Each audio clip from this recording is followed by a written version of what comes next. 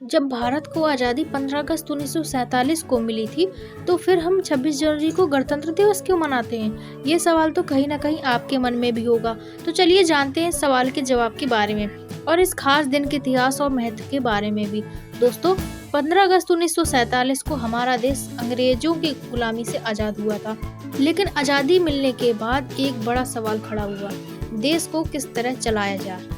हमें एक ऐसे संविधान की जरूरत थी जो हमारे देश की विविधता, लोकतंत्र और समानता को सही दिशा दे सके। लेकिन उस समय हमारे पास कोई स्थायी संविधान नहीं था। भारत ब्रिटिश सरकार के बनाए हुए गवर्नमेंट ऑफ इंडिया एक्ट 1935 के तहत ही चल रहा था।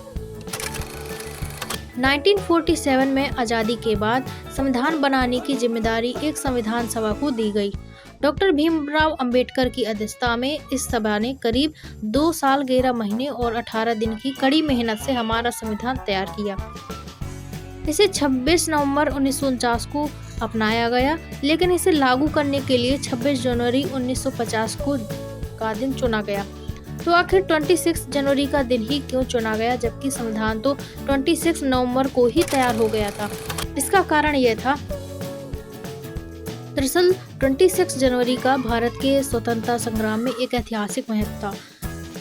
1930 में इसी दिन लाहौर में रावी नदी के किनारे पंडित जवाहरलाल नेहरू ने भारतीय राष्ट्रीय कांग्रेस के अधिवेशन में पूर्ण स्वराज यानी पूर्ण स्वतंत्रता का ऐलान किया था।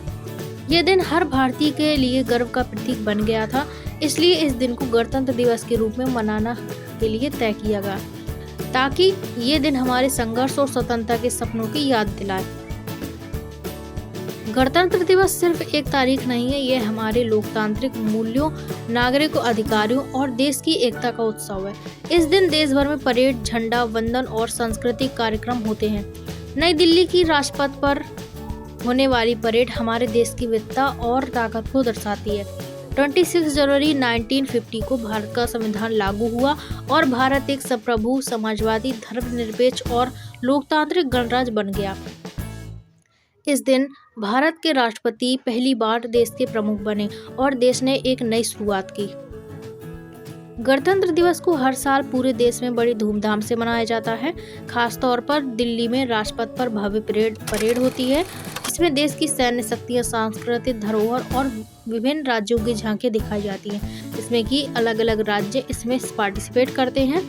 राष्ट्रपति राष्ट्रीय ध्वज को फहराते हैं और वीरता पुरस्कार दिए जाते हैं। गणतंत्र दिवस पर कर्तव्य पथ पर राष्ट्रपति द्वारा झंडा फहराया जाता है, जो देश के संवैधानिक प्रमुख होते हैं। तो दोस्तों, ये था गणतंत्र दिवस का इतिहास और महत्व। ये दिन हमें याद दिलाता है कि हमारे संविधान ने हमें आज़ादी के बाद असली ताकत और पहचान दी। कि आपको ये जानकारी कैसे लगी, हमें कमेंट में ज़रूर बताएं और वीडियो को लाइक और शेयर करना न भूलें। साथ ही चैनल को सब्सक्राइब करें, ताकि आपको हमारे ऐसी ही जानकारी से भरपूर वीडियो मिलते रहें। तब तक के लिए जय हिंद, वंदे मातरम।